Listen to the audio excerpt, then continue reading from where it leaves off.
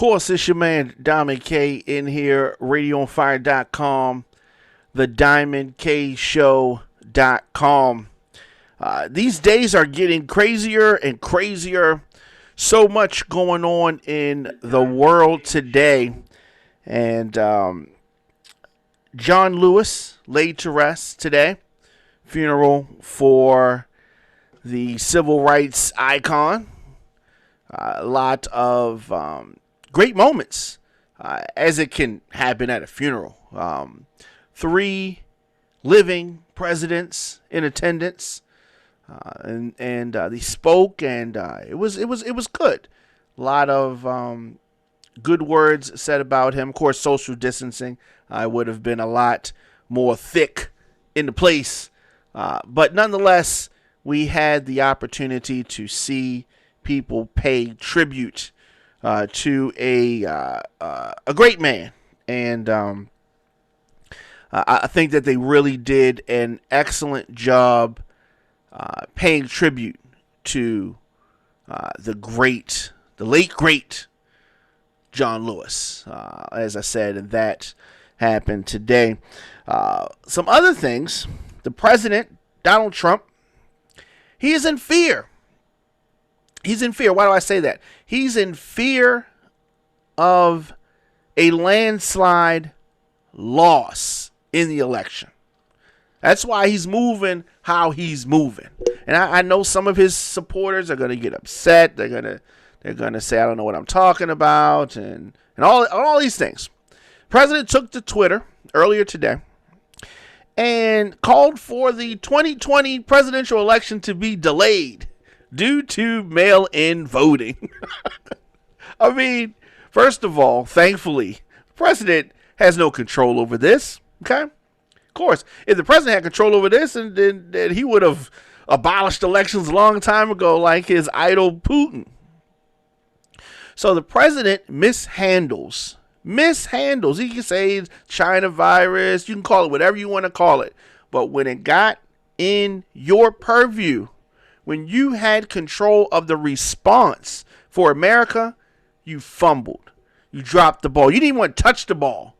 At least a fumble, they tried to grab the ball. You didn't even try to grab the ball. He wants to say, close the ball. You close the borders, whatever. As it relates to testing, fail.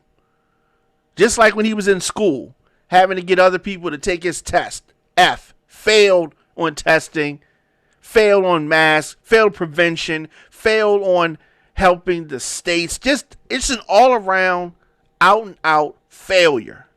Republicans are abandoning Trump and going with Joe Biden. That's how bad. They're putting party aside, country first. That's how bad it is. Now, of course, you're going to have the hanger-oners, the sheep that just can't, and is going to keep holding on to the end, like Herman Cain, hold on to the end. In the end, still supporting this dangerous, incompetent 45, also known as President Trump. So Trump has been attacking mail-in voting for some months. Why? I mean, if he was doing such a great job, right, wouldn't your supporters want to mail in their votes, right? What difference does it make if they mail in the votes if he's so popular? What difference does it make if they mail it in or vote in person? You know why? Because they're not going to vote for you. The more people that can vote, the less your chances of winning. That's right. So he's scared. So he's like, what can I do? I need somebody to protect me, right? Barr, can Attorney Barr help me? No, he can't help you. Not this time. Not this time. So as I said, for months he's been attacking mail-in voting. Now, what's the difference between mail-in voting and absentee voting? Not a whole lot, right? Still happens away from the polling place, but he doesn't care about that, of course, because he does absentee voting, right? Anyway, he's attacking the voting by mail for months. And as health and government officials are trying to make it easier and safer to vote during this pandemic, he's like, oh no. Because you know why? because he's going to lose in a landslide. In a landslide. That's he's on track for that anyway. Health officials have said that voting by mail can help prevent the spread of the coronavirus. And as you can see, Trump wants the coronavirus to spread. Why do I say this? Because everyone around him is well, not everybody. A lot of people around him are getting the coronavirus. His supporters getting the coronavirus. Congress people supporting the president getting coronavirus. He wants it to spread. He thinks that spreading the coronavirus is going to keep him in office. People want you out because of what you've already done. Trump has made it clear that he believes that widespread mail-in voting would benefit the Democrats. Making voting easier would benefit the Democrats. That's his thought. So he tweeted some nonsense about inaccurate and fraudulent votes. You would know about fraud. How many of his companies and fraud? I mean, he's the king. He's the king of frauds. And he's talking about mail-in voting is going to lead to fraud. You would know. So his vice president, Mike Pence, involved in a bit of a fender bender, as we would call it. Campaign had a bus crash in Pennsylvania. Minor collision that happened this morning while he is stumping through western Pennsylvania, not wearing a mask, I'm sure. Shortly followed by a second campaign caravan crash. That's what he do. Crash up stuff, right? They can't manage a pandemic. The drivers can't drive. Pence on board the 2020 campaign bus collided with a dump truck. Oh, how ironic. Early this morning, 11 a.m. in the Allegheny County. And some journalists were accompanying in the press pool. Following this minor fender bender. They want to keep saying minor because, of course, all we do is win. I mean, it's almost over for you guys. It's almost over. 61 years old, Mike Pence resumed the journey in a limo. Did he do this on purpose? He continued in the limo, only some motorcycles as a security detail, and kept on track. An ambulance was spotted on the scene after the scene of the second accident, but it appeared that the riders were only having some evaluations, so everybody's good. No, nothing there. Hopefully, everybody had insurance and and all that good stuff. We talked about this earlier. The passing of former presidential candidate Herman Cain. President spoke about the passing of his friend, 74 years old, cancer survivor. And I had an interesting conversation with some people online, some Trump supporters who just feel like, how do you know he died of coronavirus?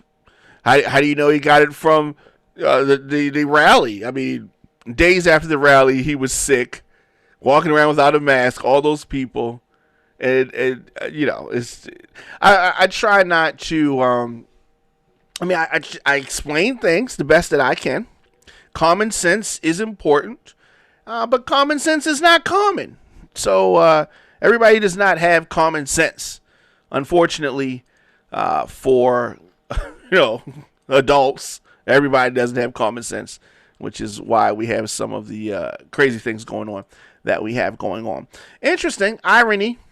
The Baltimore County health officer named Dr. Gregory Branch, he is tested positive for coronavirus.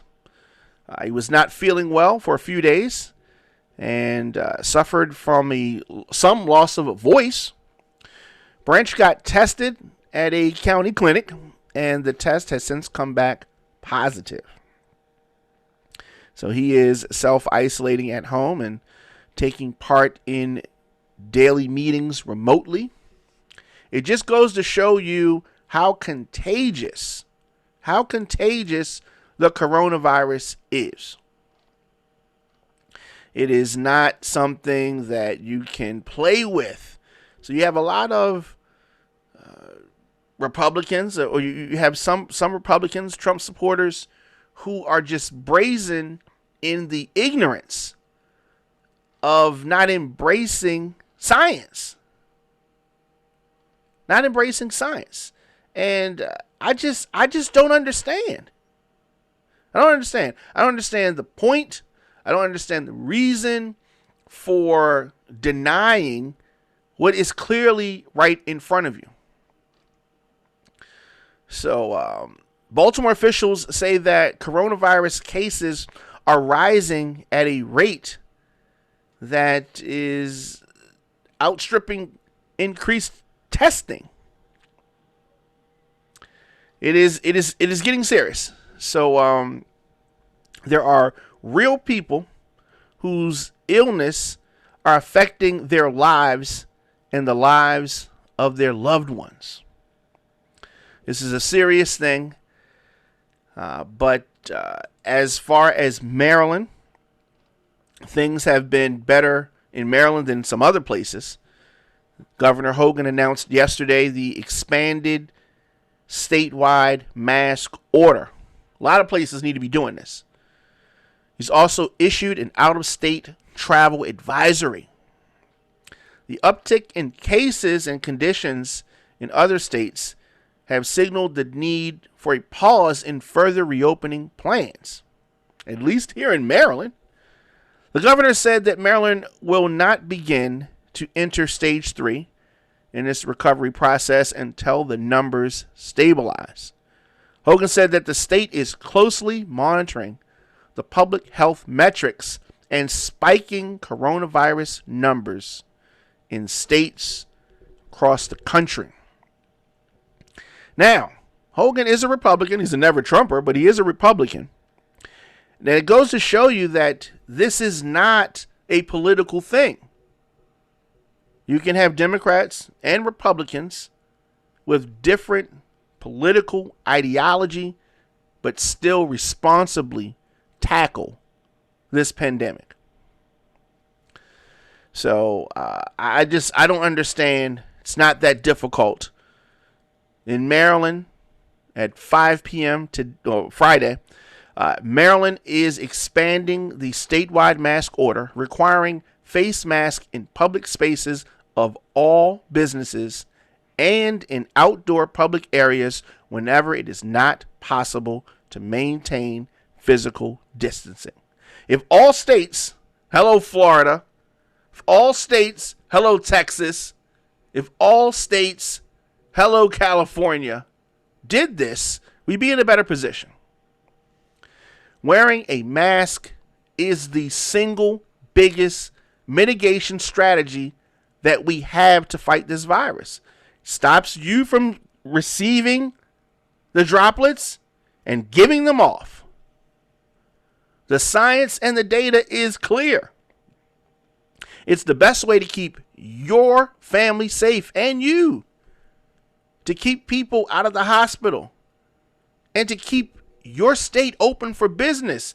How complicated is that? Everybody wants the country open back up. Everybody wants the kids to go back to school. But the problem is some deniers feel that we can just send them back. Everything's going to be okay. People are still dropping dead and dying. It doesn't even make sense. It doesn't even make sense. We have to get a handle on this, and we can do it through contact tracing, through testing, and through masks. Very simple. Very simple. Let me know your thoughts in the comment section. Instagram, Facebook, Twitter, LinkedIn, TikTok, at The Diamond K Show, at Radio on Fire. Of course, anywhere you get your podcast, search The Diamond K Show. Also, subscribe to youtube.com/DJ Diamond K. I will see you guys tomorrow.